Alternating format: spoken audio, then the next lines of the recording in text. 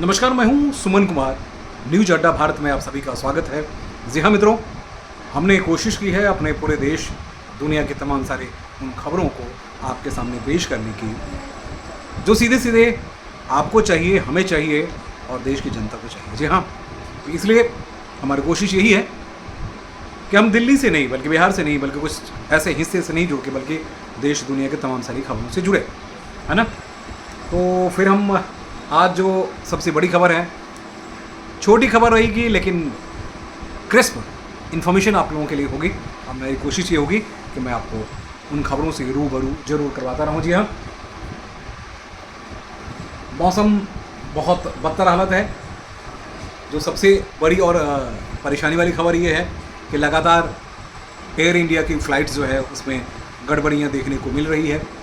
अहमदाबाद की घटना क्या घटी, उत्तराखंड की घटना क्या घटी, तमाम सारे देश के उन हिस्सों में हमने देखा कि कई जगह से विमान में गड़बड़ी की खबरें आ रही है।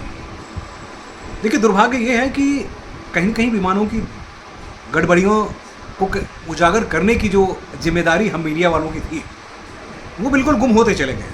मीडिया वाले शांत हो गए हैं, यानी हम खुद की बात करते हैं। पहले हम लोग बड़े बेताब होकर उन खबरों को तवज्जो दिया करते थे, आज वो खबरें गायब हो गई हैं। दरभंगा से दिल्ली आते हुए फ्लाइट में एसी नहीं चले, उसके बाद लोग परेशान हो तो सिर्फ ट्विटर पे खबर चलती है, मुख्य मीडिया से वो खबर गायब हो गई। पटना से वो जो फ्लाइट आई उसमें गड़बड़ी हो तब भी आपको दिक्कत नहीं होती थी। तो कहीं ना कहीं जो मीडिया की भूमिका रही उसमें गड़बड़ियाँ हुई हैं। अब हम अहमदाबाद के बाद जब ये सवाल उठने लगे हैं तो सवाल उठना लाजमी भी है। एयर इंडिया की अभी की जो फ्लाइट है, जिसके बारे में आपको थोड़ा सा इंफॉर्मेशन दे दूं। एयर इंडिया की फ्लाइट जो बाली जा रही थी उसे बीच हवा से ही रिटर्न करना पड़ा है और वो दिल्ली एयरपोर्ट के लिए रिटर्न कर दिया गया, क्योंकि बाली के पास वॉल्केनिक इरप्शन रिपोर्ट हुआ। वहाँ तो इस तरह की चीज़ें होती रहती है। आखिर हमारे पास जो सिस्टम्स है उसमें किस तरह की गड़बड़ियाँ हैं वो सोचने की बात है।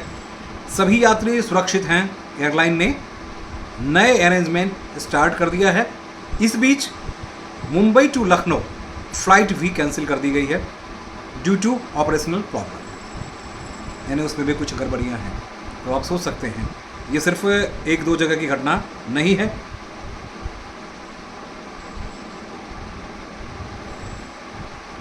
तो हमारी कोशिश फ़्लाइट्स को लेकर, देखिए फ़्लाइट्स को लेकर हम अपडेट इसलिए करेंगे कि देश दुनिया में अब जब हम जहाँ भी जाते हैं वहाँ जहाँ जो भारतीय हैं, भारतीय ही नहीं बल्कि दुनिया के किसी हिस्से में कोई भी व्यक्ति हो वो ज़रूर सुरक्षित चलना चाहता है।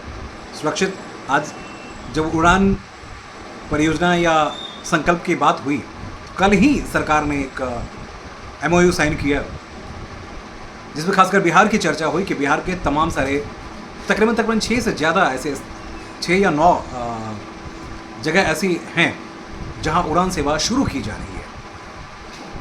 देखिए, गरीब का भरोसा ट्रेन से आगे बढ़कर फ्लाइट की ओर बढ़ी है, तो भरोसा बढ़े ही रहना चाहिए, उसमें गड़बड़ियां नहीं होनी चाहिए।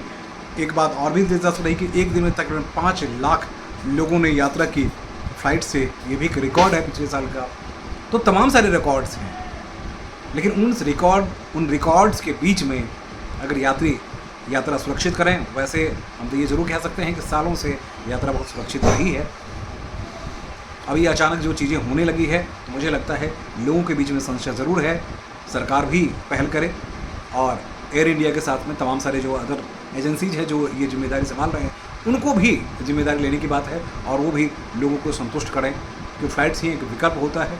नहीं तो याद कीजिए, 7 समंदर पार जाने के बाद हमारी जो सनातन प्रकृति, प्रवृत्ति और नियम हुआ करता था, उन नियमों में यही कहा जाता कि 7 समंदर पार अगर चले गए तो आपकी अंतिम विदाई कर दी जाती थी।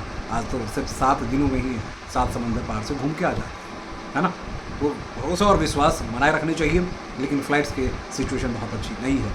नमस्कार, शेयर कीजिए, लाइक कीजिए, कमेंट कीजिए और सब्सक्राइब कीजिए, क्योंकि ये खबर सिर्फ मेरी नहीं है बल्कि पूरे भारत की है, पूरी दुनिया की है। नमस्कार।